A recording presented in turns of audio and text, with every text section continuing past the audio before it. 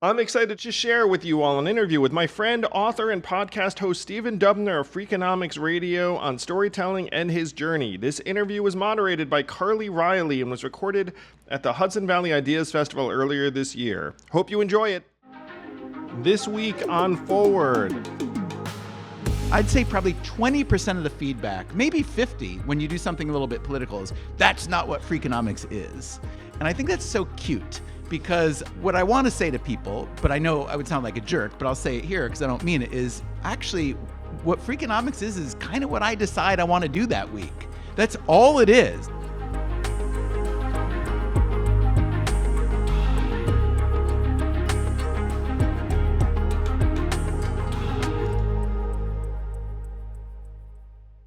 A warm welcome to Stephen Dubner.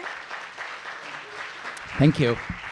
Author of Freakonomics, which has spawned what I would certainly consider an empire, like a media empire off of Freakonomics. You have the podcast, which I'm a diehard listener to, and also now a series of other shows. I mean, Freakonomics is a network. It is a network. And so I'm really excited to talk about how this all has come to be. We've referenced at a couple of the morning sessions here about like the importance of media if you're an entrepreneur in other ways. And so you are the perfect person to have this conversation with. Very glad to be here. I do love the Hudson Valley. I love this part of the world. So thanks for having me. Good. And I was going to say, don't let Stephen ask you guys all the questions. He's already admitted he hates talking about himself. I do. So he's going to start spinning this and just asking you guys questions. We're never going to get to I was a conversation I was with a him. guest once on the Joe Rogan show, and I didn't really know. I didn't really know that much what to expect. I know who he was, and he likes to just do. I don't know if this is still the case, but he likes to just do interviews in person. Yes. So I don't know if that's still the case. It is still the case. Moved to Austin, but he lived like north of LA, so I was going to be out there and. I was, it was arranged, and so it was just a trip because he and his whole team, who were all like, very Muscle bros. big muscle guys, and really fun and super nice, and he was just so stoned.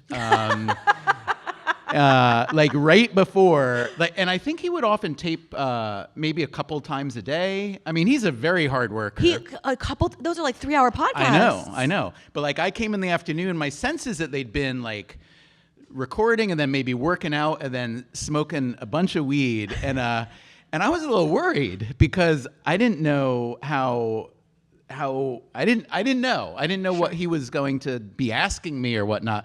So apparently I didn't do this on purpose, but then I heard about it later when people listened to it, and it's like 3 hours. But apparently I just started interviewing him, and it was it was a blast, and it was really interesting as far as I recall. And I was not stoned, so I should recall it better than he. But yeah, I had a life a long time ago where I was a musician. That was my first career. I was in a rock band. I loved it. And then I quit, ultimately, after we got a record deal, which sounds really stupid. But what happened is I realized I did not want a life where, like, adoration of you is your main fuel. As fun as it is, like, it's kind of intoxicating. So ever since, it's been nice I'd always been a writer, so I love writing. I love interviewing other people, and but I'm not super comfortable talking about myself, but I'll fake it for the next little bit. I appreciate that, and now I'm going to counter that with a kind of personal question. Like, was it when you didn't want the adoration? Was it because you said it's intoxicating? Were you concerned, like, oh, what this will do to my head, almost? Yes. Oh, it's like the Dumbledore line, like those who want power are the least qualified to have it. Kind exactly. Of thing? No offense to Andrew and all his political compatriots, but Sorry, it seems like the primary characteristics of someone who wants to run for national office, especially, line up with the characteristics of someone you do not want governing a country. I hate to say. Now, I realize that's a very broad brush and mostly not true, but. Like the adoration and being the center of attention is very attractive. I understand why everybody likes to be adored, who doesn't, everybody likes to be liked, but to do it in a kind of public way where you're the center of it. And it's tricky because there are all these professions like, if you're an actor or an actress and you love doing that, but then fame you may think about it, you may not, but then if you become famous, the fame itself is a horrible cost to your life, not a benefit. So these are things that I think about. You know, it's interesting, and this is obviously not the direction this conversation was initially going to go in, and we will get it on track. But I will say, I feel like I've diverted it pretty successfully. You've done an exceptional job at doing exactly what you intended to do. I worked on Andrew Yang's presidential campaign. That's essentially why I'm here. Big fan of Andrew. But one of the things that I observed was the test to becoming president does not really test the things you want in a president, to your point. Like, what you need to do to run for president is to be a bit of a, pardon my language, but like kind of a media whore, and you need to go and get yourself in front of cameras and work the press in the right way, totally independent of whatever substance is happening behind the scenes or whatever's happening. Like, frankly, the better you are at just painting a particular picture is sort of the test you're running. And the person you want as the president is somebody who just wants to be kind of, I would imagine, head down, thinking about policy, like doing the work less than the media side. So it's you're pointing your finger on something. I generally agree with that, although I think there are many exceptions to the rule. Certainly. And just to be fair. And Andrew was not that way, by the way. This was the thing with Andrew, was he struggled with that because he was like, wait, now I have to go basically be a personality, and what I am is like a nerd who wants to get in the weeds. And just to be fair, full disclosure, the reason I think I'm here is because I got to know Andrew because years ago, apparently I met you that day. I ended up, I did a show, a Freakonomics radio episode with Andrew, whatever that was, 2019 or so. And I don't typically interview politicians. I don't really do much about politics per se because it's a really hard thing to do empirically and, whatnot. But yeah, I was really impressed with him. And in terms of the characteristics that you say seem to be at counterpoint, one of them is that the world, the real world, is about nuance. It's not about black and like the problems that are obvious have been solved. Everything that's left over is going to be hard, and no matter what you do, there's going to be an opposition. That's just the way the world is. But if you come out with a gospel proclamation about, no, I'm right, you're wrong, which is now kind of what our politics has become, it's plainly not a very fruitful way of doing it. But also the thing, and this is what I love about economics, even though I'm not an economist, but I've spent a lot of years now with economists and learning a fair amount about it, is that economists are one of the relatively few groups of people who really look at the world in terms of a cost-benefit analysis. Like if there's a thing that you want to do, or a program or a policy or something you want to buy, it really is like the old, like, I've come to think that so much like what they used to call old wives' tales, like they were right. All our, like so much of our ancient wisdom that we've tried to overturn. Do you have a good example? Oh, like, your grandmother would tell you, sit down with a list of pros and cons, like whether it's a person or a thing. And then you literally have to use a little basic math to figure out what's going to be. But almost every old wives' tale you could name if someone has like a list of 100. Throw out an old wives' tale. In fact, I've been thinking about doing an episode where I would take like 3 or 4, whatever you want to call them. There are a lot of different names for them. But like read Aesop.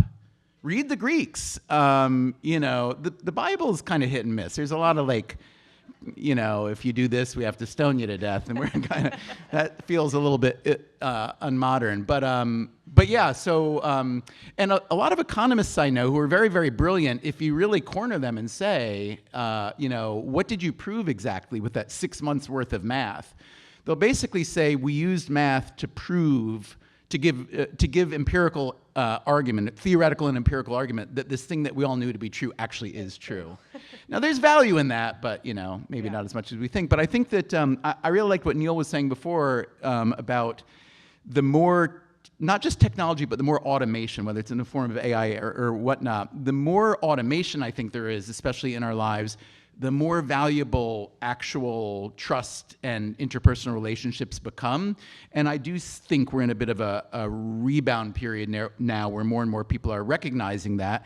And I think along with that comes a recognition that a lot of like what our parents and grandparents and elders and elder generations taught is extraordinarily applicable, but we like to think that we're the ones that are reinventing the wheel, to hop on a cliche and a wives' tale. Excellent. Well, I want to talk about one of the most, I would assume, like, a very important relationship in your life, because we're going to talk about Freakonomics. My wife is here. Okay, well, it's actually not going to be you, but I'm sure you are also very important in Stephen's life. I was going to talk about Levitt. So folks are, I'm sure, familiar probably with the book Freakonomics, and it was, of course, written by Dubner and Levitt. And I want to take us through sort of the Freakonomics empire that has been built. And maybe I'll just even frame this up by just saying, I think it is really impressive when you think about it. You had this book that came out that was very in the zeitgeist, kind of changed the culture for that moment in time, but has continued to do so. Like, you have created a sustained, I keep using the word because I do think it applies, like empire off of that. And that's not an inevitability. Yeah. You know, it's easy to kind of look at that now and go, oh, well, of course, you know, it's Freakonomics. But it didn't have to go that way. It could have been a book that came out 20 years ago and then, you know, whatever, was a book that came out 20 years ago. So I think that's really interesting that you've done this. But I want to start because I listened to, I think, an interview with you and Levitt in which he told a version of events where you met each other and you hated each other and you didn't want to work together at all, and you were forced to have a book. He's an exaggerator, but that's okay. Let's well, have his and version. you said, so that was Levitt's version of y'all's first meeting, and I think you said even in the interview that's not how I would describe it. Well, he didn't hate me, but I was a journalist, and he's an economist who didn't. He also really. He doesn't like being the center of attention either. Okay. I mean, but anyway, I'm sorry. Well, no. So I wanted to start with the book Freakonomics and how it came to be, and your meeting Levitt, and how that partnership happened. Sure. And the birth of the book. Yeah. So it was awesome. It was an amazingly lucky and fun thing that happened to me. So I'm a writer. I've been a writer since I was a kid. We had a family newspaper, high school, the whole thing. I loved writing of all kinds, and I tried a lot of different things. When I went to grad school, I thought I'd write novels and teach college. I decided I didn't really like teaching very much. I think, are there any teachers here by any chance? Yeah, hi. Couple. So I have to say, I think to be a teacher, especially to be a good teacher, you have to be really selfless. I think it's a remarkably gratifying thing to do, but a hard thing to do well. And you really have to. It's like being a parent. This is not. You don't have your kids do things because it makes you feel good. It's about them. And so I realized I was not selfless enough. I was too selfish as a writer to want to teach writing or in university or whatnot. So I stopped that, and I can't remember what I was talking about. Writing. The first meeting, well, and I guess sort of getting us to first meeting. So I quit playing music, moved to New York City, went to grad school. Then I started working in journalism. I was at New York Magazine for a while. Then I got to the New York Times Magazine, which was amazing. I really liked it. I was very grateful to have gotten to the New York Times. But then I wrote a book in Phoenicia, Shandaken. I lived up there to write the book. It was kind of a family memoir, a story about my strange family and their religious peregrinations, which we don't need to go into. But anyway, I really liked writing books. I liked being by myself for a long time. I liked having an idea in your head that you could really let germinate and like not be interrupted by anything or anybody.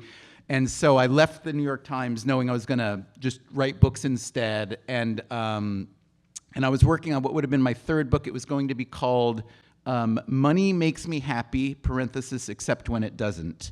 And it was about this notion of it was about the idea of what now people widely know as behavioral economics, which is a field I liked a lot. I'd read the work of Danny Kahneman, who died recently, Amos Tversky, who died earlier. Then there's a guy named Richard Thaler at the University of Chicago, who I really like and admire. And these were really interesting. The first two were psychologists, Thaler's an economist, and they had a way of looking at the world differently. I've always liked thought systems, I learned a lot about different religions for a while. I've written a lot about sports and some about government. I really am attracted to smart people who think they have a way to engage with the real world, but have a system for being analytical about it in a way that's not ideological. That's kind of what I like. And economists, one could argue, do that. So anyway, sorry, this is getting too long. I was working on this book, Money Makes Me Happy Except When It Doesn't. I was a couple chapters into it already. I was into it, and I got a call from my former editor at the New York Times Magazine who said, hey, do you want to write I know you're working on this book, it's about economists, do you want to write a piece for us, a magazine piece about this guy, Steve Levitt, who just won a big award called the John Bates Clark Medal. It's kind of like the junior Nobel in economics. And I knew Levitt's work because he had famously written a paper connecting the legalization of abortion in the U.S. with the decline in crime. Which is what, that's like one of the key things I remember from Freakonomics. Right. I feel like that became such an interesting takeaway And I'm for so many on stupid, Freakonomics. I was thinking, well, that theory is already so famous. Maybe we don't put it in the book, which was, you make a lot of decisions. You're in your own bubble, you Yeah, think. Yeah, exactly. So anyway, I decided, I said no to this assignment like 3 or 4 times because Levitt was teaching at the University of Chicago and I'm in New York. And then finally I needed to be in Chicago for something else. I thought, you know what, let me read his papers and look him up. And I downloaded and read like 30 of his papers. Like, holy cow. He was just such an interesting, weird, like he was doing in economics what I like to think I was doing in journalism and writing, which is find my own thing, don't care what other people think, and do it with your whole heart. And that's what Lev was doing. So I went out to Chicago. This is where he says, Dubner said he was going to come for 2 hours. He stayed for 3 days, whatever. It is true. I stayed for 3 days. It was just really fun. And he was like too polite to say like, get lost. And I remember calling Ellen, my wife, after the first day, telling her like, I don't know if anybody's going to care about this article I'm going to write. It may not even be published. I don't know, but it is going to be so much fun. And I was just really attracted to his way of thinking and so on. So anyway, I wrote this article, it came out, people liked it, blah, blah. Some people wanted him to write a book. He said, I'm not a writer. People wanted me to write a book about him. I said, I'm not going to write a book about a guy I just wrote an article about. And then my agent, actually, who's very smart, her name is Suzanne Gluck, she said, what if you guys wrote it together? And I said, that'd be crazy. I'm a journalist. He was my subject. We're not partners. But then we thought about it, and we got together, and then it turns out he didn't hate me, in retrospect. And then It's good to get that cleared up. And then we decided the only reason to write a book would be if it was fun, and if we thought we could do something good work. We didn't think about it being successful or not, and then it was. And then success just makes things easier. Yeah. I mean, we shouldn't lie.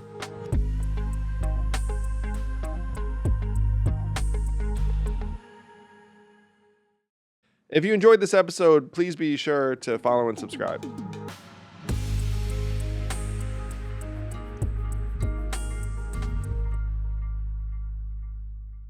Yeah. Well, so I'm curious, like, when you finished the book, did you expect, and it was 2004, so I was a little young then, but like, it feels like it was pretty immediately a bit of a cultural phenomenon within its own class. It's not Taylor Swift, but it didn't feel at all inevitable. I think it was published. Was it 4? I thought it was 5. I don't know. Could be. I'm sorry. It didn't feel inevitable at all because, first of all, like our publisher, I don't know if they really liked it. It was to them, it was a very weird book because it's a weird book. Yeah. I mean, I like weird, but the world, like the Suits, as I still call them, like they only like weird after it's successful. That's interesting. All they want to do is copy the last thing that was successful. That's all the Suits know how to do. Let's be honest. And what was the audience like? Who? I'm sure it became kind of everyone, but like the core thing that exploded it. Do you have a sense of who those people were? Like, was it academics or No. it was very much the layperson? I'm sure, right? Yeah. So it was a weird publication thing. Yeah. So first of all, the publisher hated not only they probably liked the book fine, but they didn't really know what it was. They hated the title. And they kept saying no. Steve Levitt's sister came up with the title when Neil was talking about coming up with Casper. Like, it's hard to come up, and our book is like, it's not about any one thing at all. Yeah. So raise your hand if you've read Freakonomics. Oh, Yeah, a lot of people. Yeah, thank you. My children's tuition, college fund, thanks you. But yeah, it's hard to come up with a name. Linda Gines, unfortunately, she died not a few years after. She died of cancer, Linda did. She had worked in publishing and advertising, and we gave her the manuscript, Levitt did, and he said, come up with a name. She came up with like a couple hundred names, like Neil said this firm did. And when Levitt and I both saw Freakonomics, we just like laughed and said, this is so terrible that it might be really great. And we go to the publisher and like, absolutely not. Absolutely not. We're William Morrow. We're part of HarperCollins. We're not going to publish a book called Freakonomics. And then you got to get a little bit strategic. And then we said, okay, well, we'll keep coming up with titles. So the next like 10 titles I fed them, worse. the terrible titles. Yeah. And then finally they just gave in. Then later, of course, they take credit, which I'm happy for them to take credit. That's fine. But when it first came out, it still wasn't apparent that it was going to succeed at all. But then there were a couple early good reviews, Wall Street Journal, New York Times, the good ones. the publisher wants you to get on TV. As a writer, TV's kind of, it's like, it's big, but it's not a good medium for ideas. Podcasting wasn't a thing yet. Podcasting was not a thing yet. Podcasting would have been perfect. Anyway, we finally cracked that barrier. Even the way we cracked that was a little bit weird. TV producers read USA Today and things like that. So I said, what if we take a piece from the book? We'd been excerpting in classy places like the New York Times, But I said, what if we we wrote a piece for USA Today that was a decent piece, and then all of a sudden we got on one, morning show, and then it kind of began to cascade. And then, like I said, people like success. They like to promote things that are already successful because it makes they're invested in it. Yeah.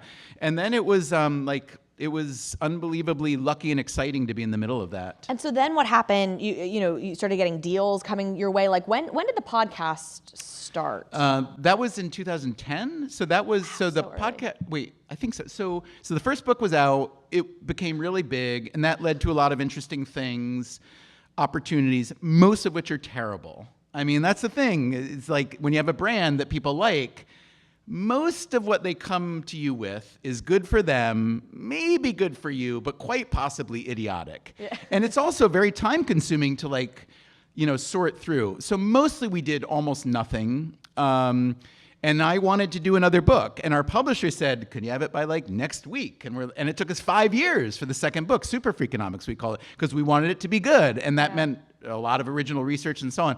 So we had all kinds of people kind of mad at us, actually, because they wanted us to be a brand. Right. And I just wanted to keep being a writer with a good book. But interestingly, in that you were actually being an incredible brand manager. But you didn't think of it like that. Like by saying no, you're actually doing brand management. I think that's nice of you to say. I tell you, the experience I drew on, which I didn't know at the time, was being in a band where I was not only a writer and a musician and singer in the band, but I was also the manager of the band. And when you take a little punky rock band in North Carolina and you want to get a record deal, you have to build that kind of a brand. And so I had done that, and it was really fun. I was the promoter, I was the guy that found an agent, the agent gets the label, all that stuff.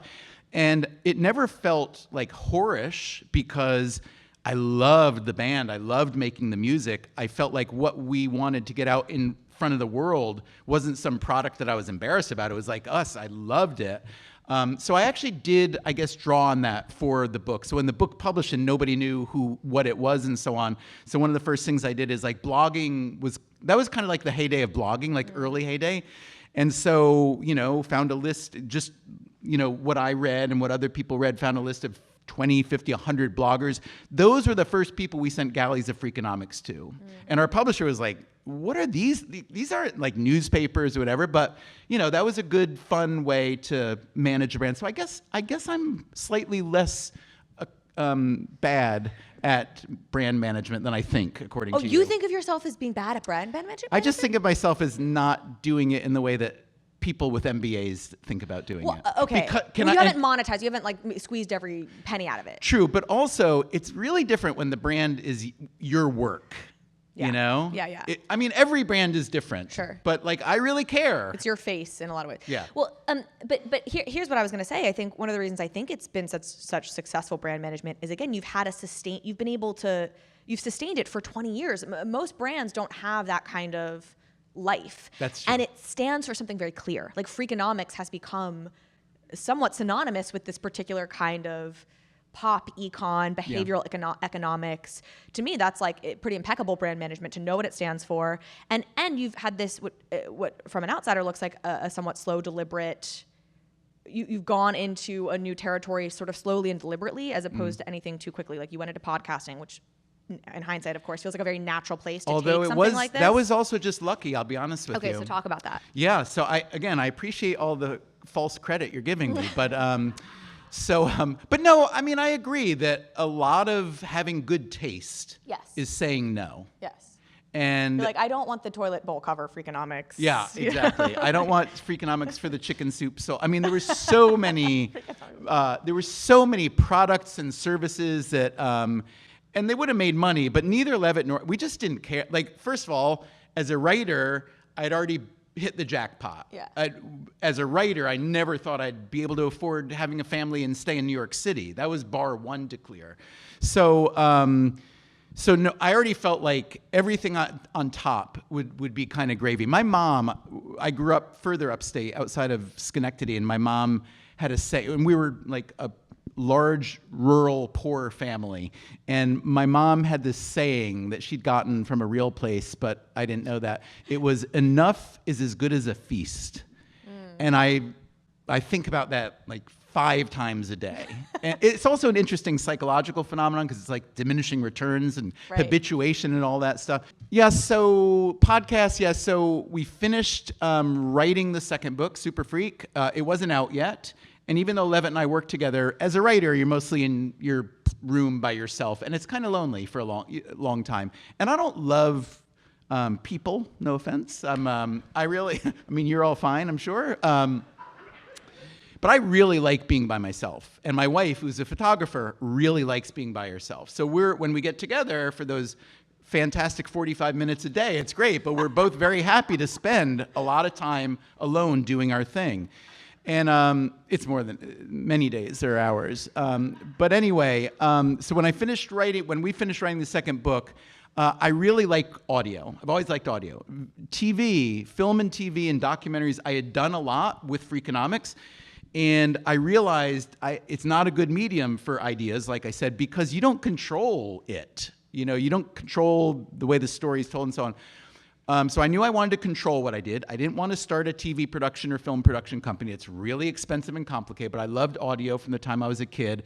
And I thought, what if I wanted to have a public radio show, but I thought if I start a podcast as a kind of pilot version of that, I could do it. And that's essentially what I did. Just kind of, it cost almost nothing to do it. I just started making the show I wanted to make with a couple people from WNYC who were really good and knew how to do it. But podcasting wasn't a big deal. And then it wasn't meant to be a moneymaker at all. It was a money loser. But then it got better. The market changed. Serial came out. All of a sudden, a lot of people started paying attention to podcasting. We published another book called Think Like a Freak, which is our third and last book. And then when that got a lot of attention in the media, I think people just like Google Freakonomics, like, oh, there's a podcast? What's a podcast? And so now it's grown to the point where it's a big property. And like the bigger the audience got, like in the beginning, I was just like, oh, shit. A lot of people are listening, like I should try to make it good. Because I wasn't not trying to be good, but I take it really seriously now. Like having worked at the New York Times, I know what it's like to be around people whose standards are here. And you don't always reach them. You often fail. But that's the way we now treat Freakonomics Radio. We treat it like journalism, storytelling, whatever, of the highest order. And that is really fun to be involved in as a writer. And it's really fun to own the means of production, like Mark said, because that puts you in a position of leverage.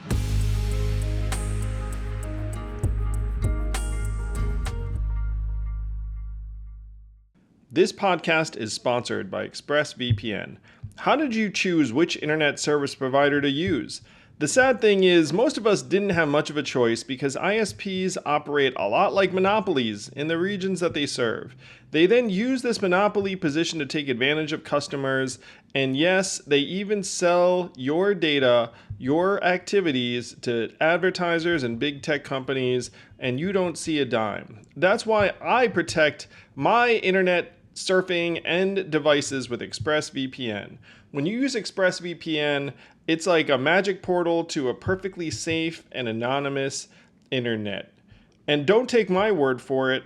This is the #1 VPN service according to CNET. It's used by major companies all over the world. So stop handing over your personal data to ISPs and other tech companies who then mine your activity and sell off your information. Protect yourself with a VPN I trust to keep my privacy online. Visit expressvpn.com/yang. That's expressvpn.com/yang to get 3 extra months free. Go to expressvpn.com/yang right now to learn more.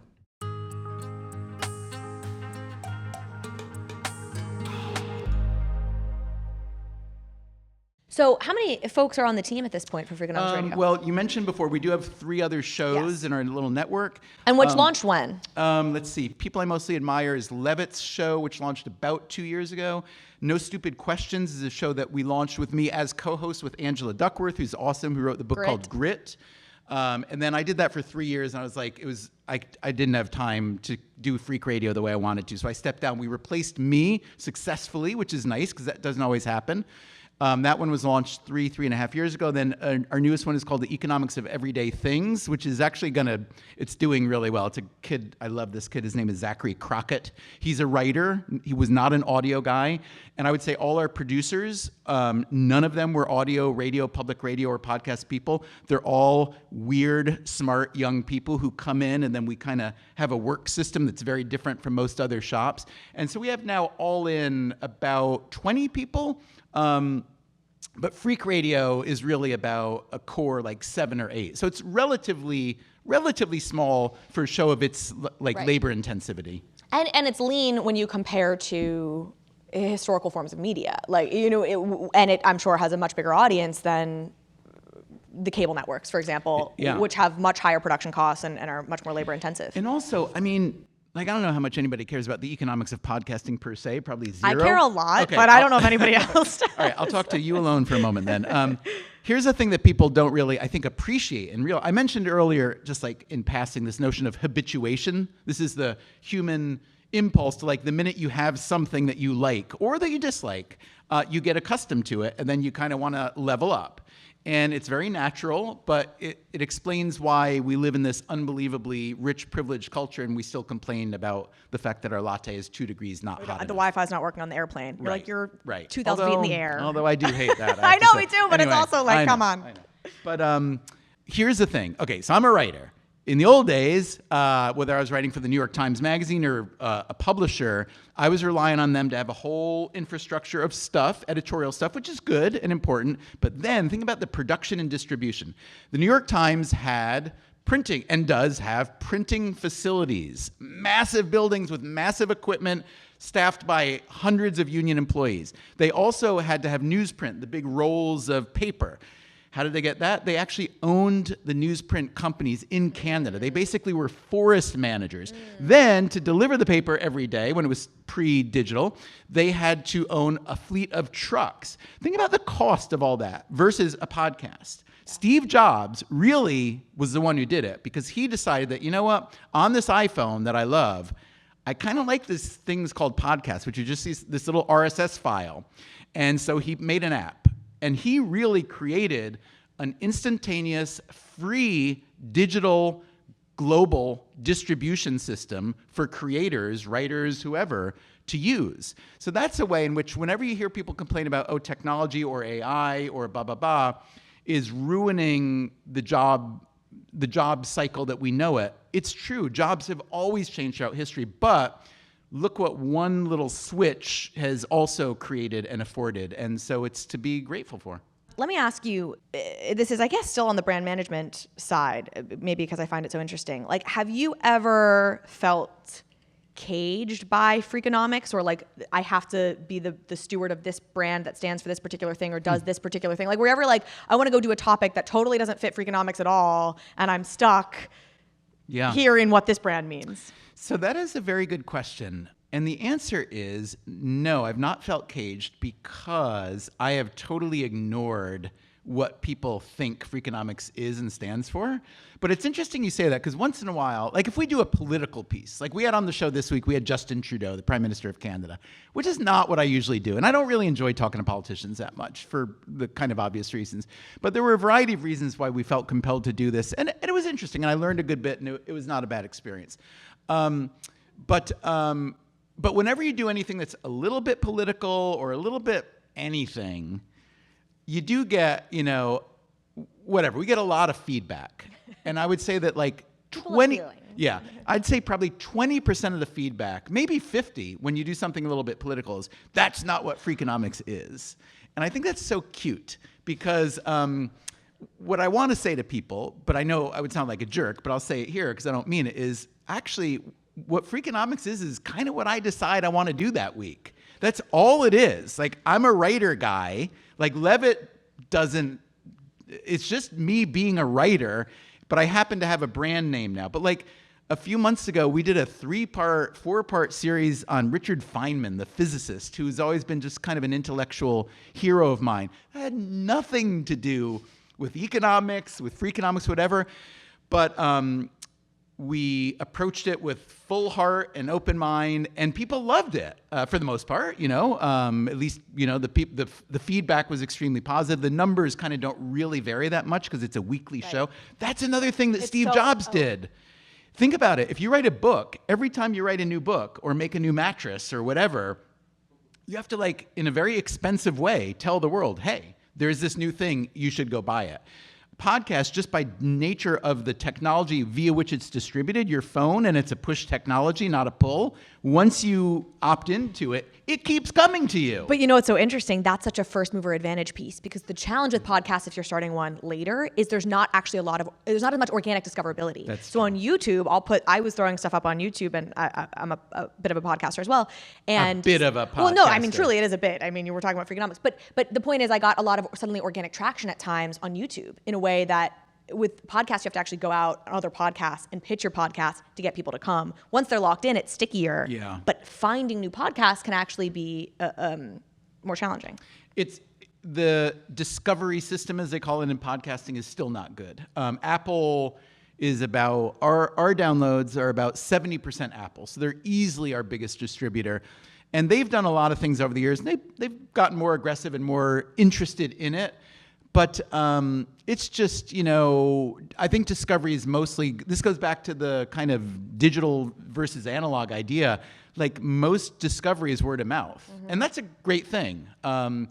It's, marketers will tell you a different story. Marketers don't always tell you the truth, by the way. They're trying to sell you a marketing plan. Can I tell you something? This is an episode we've got coming up soon. This is just a cool story. You remember Jared Fogle, the Subway guy, who lost like 200 pounds, he used to hold up his own jeans. Didn't he have a bad scandal? He had a very bad scandal. It turned out he was not only possessing, but I think generating child pornography. Oh my God. He was arrested, he's in prison, etc. But we're doing an episode about the notion of celebrity endorsers, because when Jared was at his peak, the chief marketing officer of Subway was booming. And they said, this boom is happening because I found Jared, and we made this campaign around Jared, and this campaign is so successful that Subway's profits are climbing, double digits every quarter.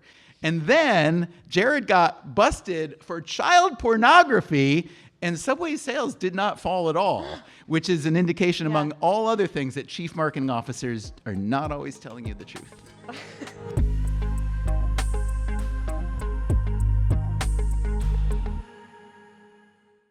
This podcast is sponsored by Helix Sleep. I've always been a sleep guy. I believe that if you sleep better, then your day goes better.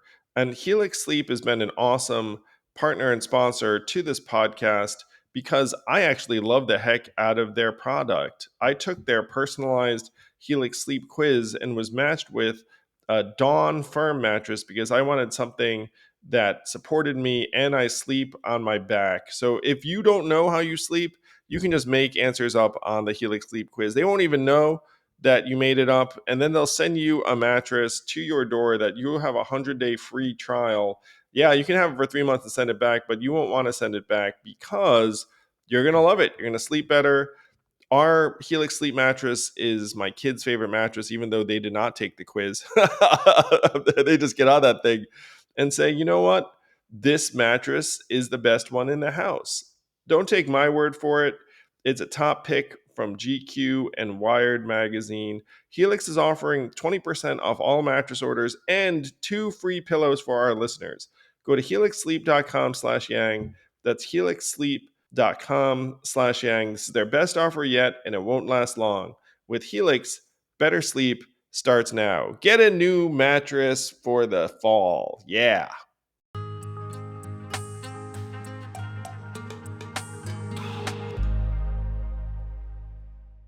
Well, but also to pull this all together, also a point, if you have a good product, and I think Subway's product has actually declined, but if once you get people in the door, if the product is good, so it brings me to your brand, right?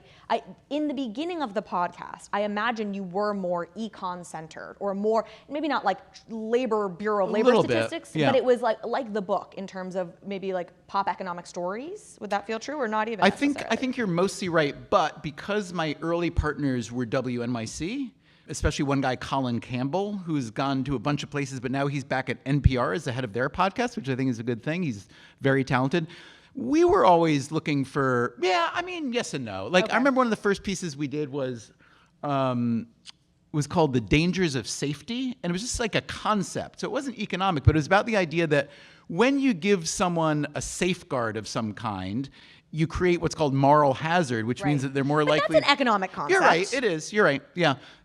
So I guess the way I look at it is like, what I like about economics is it's actually a very robust social science, and there's a lot in it that has nothing to do with the things that most people think about as economics. Right. Demand, supply. That's right. But I think the bigger point I'm making is, I guess, you had this brand, it sort of stood for something. People found the product, liked the product, and now you're at a point. It would never occur to me to be like, well, that wasn't Freakonomics if you did interview Justin Trudeau, because at this point it is what you're interested in, and what you're getting when you come to the show is quality journalism, interesting, a good story, cut together well. Like, you're getting a quality product, and now I'll listen to whatever you put out. Once again, all very nice of you to say, and I think for you that's true, but you have to realize, like, a lot of people, like, we have whatever, there are millions of people listening. So in a given week even, there are tens of thousands of people who are probably hearing this for the first time, and they have no good feelings, bad, whatever. So they just see the name. They maybe have some level of association with what the book was. Somebody may have posted a link on their LinkedIn or Facebook. We don't know. I mean, that's one of the reasons discovery is so bad, is because the data is in all these silos. It's not really well understood, et cetera, et cetera. But we don't know. So you have to kind of assume that every episode may be someone hearing it for the first time. But as a writer, I like that. I think it's important to write for an audience that way. Yeah. So, okay, I want to ask about very specific. You mentioned the abortion study, I'll call it. Yeah. And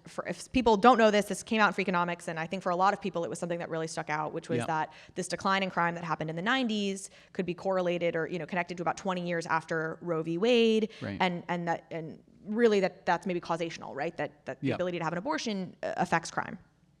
Feels like there has been then a scandal around that idea and controversy around that idea in the decades since then, which I'd be interested in hearing you talk about. But also this moment in time where you almost have, and I know this is a really sensitive topic for a lot of people, but kind of an interesting moment in terms of different states now having very different abortion laws that could potentially make for an effective study 10 or 20 years from now, as you look back and can directly compare states. That's exactly right. Yeah. So the premise is, as you stated really well, the concept is that no one knows better than a mother or would-be mother whether it's a good time to have a child than the mother, and if she's not able to make that decision fully, then what the previous decades of social science research showed is that children who are born into what you might call an unwanted situation, or where it was a difficult or unwanted birth, then those kids there's a reason that a mom may not want to be a mom at that moment. And often this wasn't a first child. This is often a second or third child.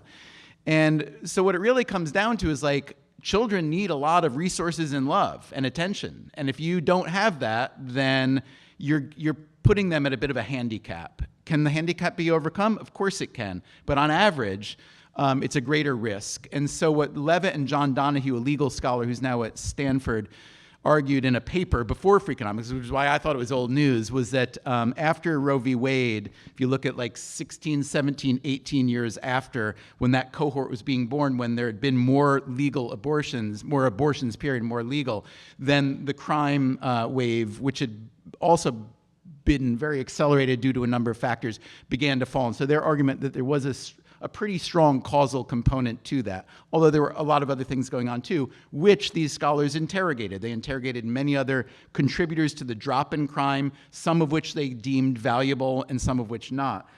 The controversy was mostly over one measurement error in the original paper, which was a stupid coding error that Leva and/or Donahue made. They corrected for that. They did. They corrected, and then they published a new paper. And again, they're publishing these in peer-reviewed journals. So as much as we trust peer-reviewed journals, we have to say, it was a legitimate reinterpretation. And there'd been other research that corroborated it. So look, it's a complicated and controversial thing. So it's not surprising that people are going to argue about it. The point is not whether we're 100% right, 50% right, 10% right. The point is that it shows how incentives determine human behavior to some degree. You're right about states now making abortion inaccessible. Will that have ramifications down the road? It'd be surprising if it didn't, I would say. I'll offer, just if you want to think in the kind of same frame, another topic that I actually talked a little bit about with Justin Trudeau the other day is what happens in a place where the cost of childcare is very high or it's inaccessible. Turns out fertility rates drop quite a lot. At least that's argued by some scholars. This is new research. You can see the logic there. Like, if I'm a family wanting to have a kid and I know like it's $30 an hour, that's like $2 more than I'm making to go to work. This makes no sense whatsoever, and therefore that may be a driver to that. So, like we were talking about earlier, it's a way of using a set of tools. They're very basic tools. It's like empirical analysis, like data, real data, analyzing it, logic, and then also like understanding how history and people work. Like, you can't just look at this snapshot in time. You have to see what was leading up to a thing. And so honestly, this work it's just incredibly fun. It's like, they always like to say that journalism is the first draft of history, but that's frustrating because when you're writing beat journalism, especially or news journalism, you are writing so fast that you're not getting the whole thing. Yeah. When you're doing something, what we're trying to do is do pieces that are set now, but we have all of history to draw on. It feels like you can try to go a little bit deeper. But that's not to say we also have fun. We also do, fun. I don't mean to make it sound so heavy. No, I think if anybody's listened to the podcast, I think there's a wide range. It's so fun, guys.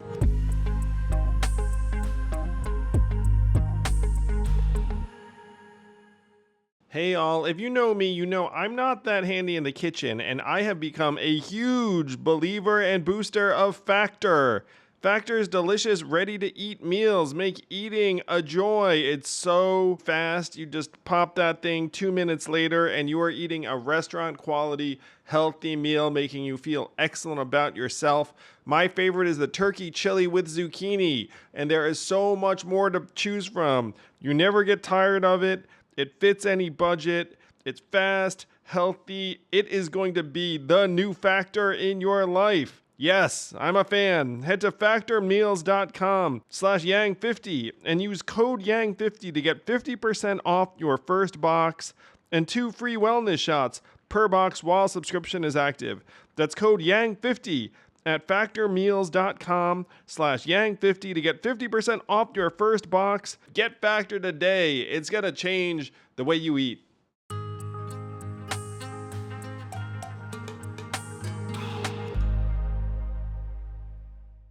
Okay, well, thank you so much, Stephen. We're going to open up to audience questions. Just thinking about the guy I would think of as the Freakonomics of 1879 is a guy called Henry George. I don't know if you're familiar with him, but he was a journalist. He's not a toilet guy, is he? No. Journalist who ended up writing the book Progress and Poverty, which was kind of the Freakonomics of, I think, the 19th century, and went on to run for mayor and all these other things. But I think it'd be really fascinating to look at, because his idea was, it was kind of a mix between, not communist, wasn't capitalist, but it was saying what really belongs to mankind and what belongs to the personal and the individual, which was the capital of the things they produced, and what belonged to society, which was the natural resource of the land. And that's how it came to the whole the single tax. And it was actually the basis of the monopoly game. It was endorsed by Einstein. All the great intellectual class really drove the progressive movement of that period. So I'm really glad. I'm really glad to know that. Thanks. Yeah. There is a movement. I mean, there's always been a movement to kind of get at this idea of like what belongs to whom and why. Like, Milton Friedman, believe it or not, who's usually thought of as a pretty, whatever, he's hard to label because he did a lot of things that are very popular with liberals and a lot of things that are popular with conservatives, but he made an argument, in fact, this ties back to Andrew Yang. One of Andrew's primary arguments was about the need for UBI, some kind of universal basic income. Milton Friedman actually was the most prominent person in the 20th century to promote something like that. He promoted it in the form of what he called a negative income tax, which is really the same. But one of the things that was being argued at that time, I'm not sure by Friedman, but others who were doing it, was that wait a minute. We know that European settlers came in and just stole the land. We know that. And we kind of ignore it. So that's one issue. Let's put that issue aside for a minute. I'm not saying you should put it aside, but we do put it aside. But after that, when you look at the resources of a place like this, they belong to whom and why do they belong to them? And does it make any sense? And so there was an argument that at the very least, you should put a number on natural resources and divide it by everybody in the country and give them a share. So it's really interesting to see how this argument, but I have to say, that argument never gets very far because it only takes 3 people, 10 people, 100 people to get in power and say, nah, let's not do it that way. Yeah.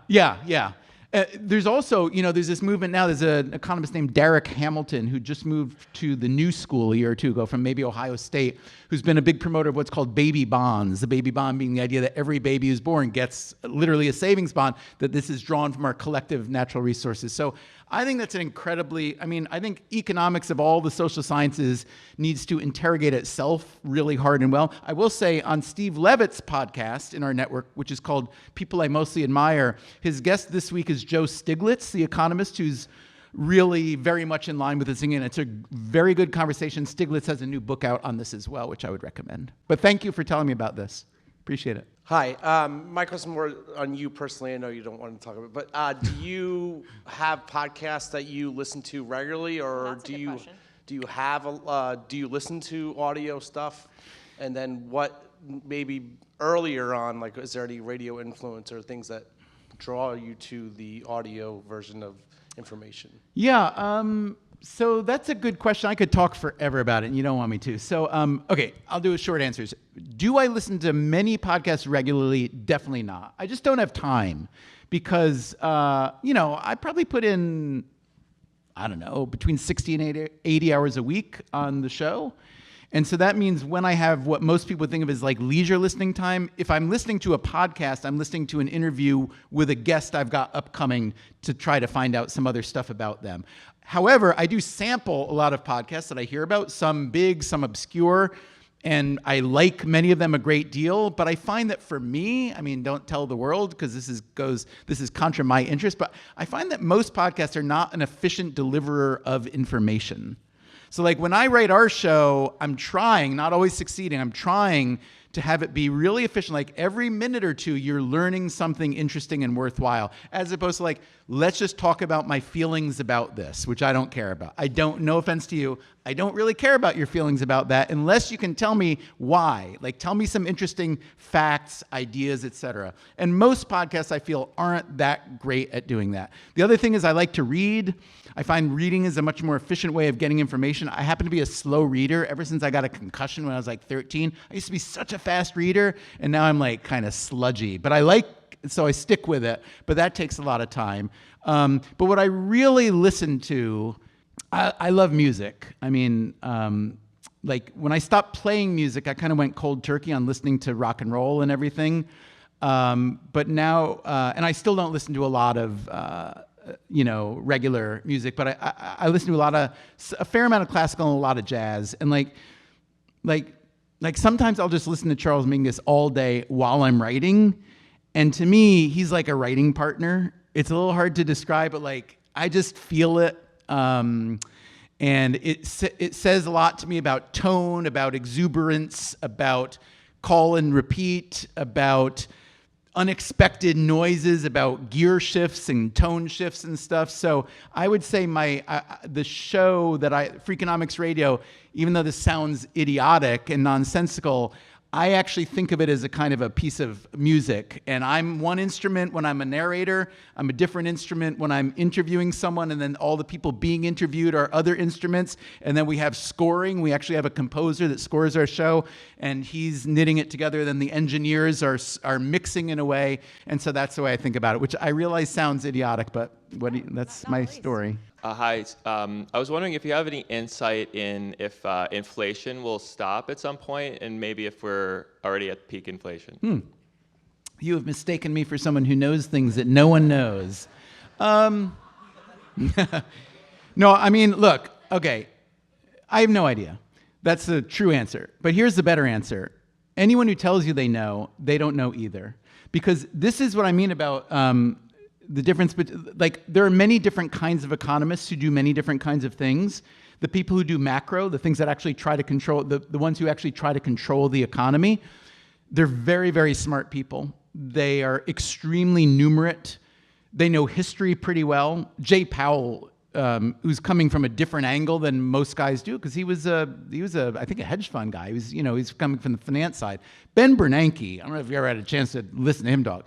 Ben Bernanke is a brilliant, brilliant man. If he were a theologian or a literature professor, a scientist in any field, if you heard him talk, he's a brilliant man. It's a very, very, very hard thing to know. And the reason is, as much as you can make a perfect and elegant theoretical and mathematical argument about why inflation should rise, fall, or stay the same, it is not in a vacuum. It's responding to all of us irrational creatures running around and getting ideas about things that then affect the theory. And so it's really, really hard to say. What I think we should be thinking about, and I don't know if anybody read the Wall Street Journal this morning, but there's a very interesting piece about how there is a group of people, I'm not sure if they're advisors quite, aligned with Donald Trump. There may be many Trump fans in here. If there are, I'm going to say something that it's not even, actually you'll probably like it, but for anyone who's not a Trump fan, this is something I think one should be aware of. There is a group of people right now who are trying to strategize for how a second Trump term could successfully grab back power and basically run the Fed. And if that doesn't make you a little bit nervous about the future of democracy, it really should. And so that's the kind of thing that I tend to pay a bit more attention to. And that's, I would argue, a pretty bad thing, because one of the things that's made the US economy so much more dynamic than any other economy in the history of the world, in the modern world at least, is because having an independent Fed is a really valuable thing, it turns out. And so I, for one, I'm revealing my personal preferences here, but I, for one, am in favor of that. I think it would be an absolutely horrible idea to do away with it. Well, on that positive That was note, a really cheery note to yeah, end on. that's on a great ending Can note. I just say, though, I really loved your questions, and I really appreciate your coming out today, so thank you. Thank you.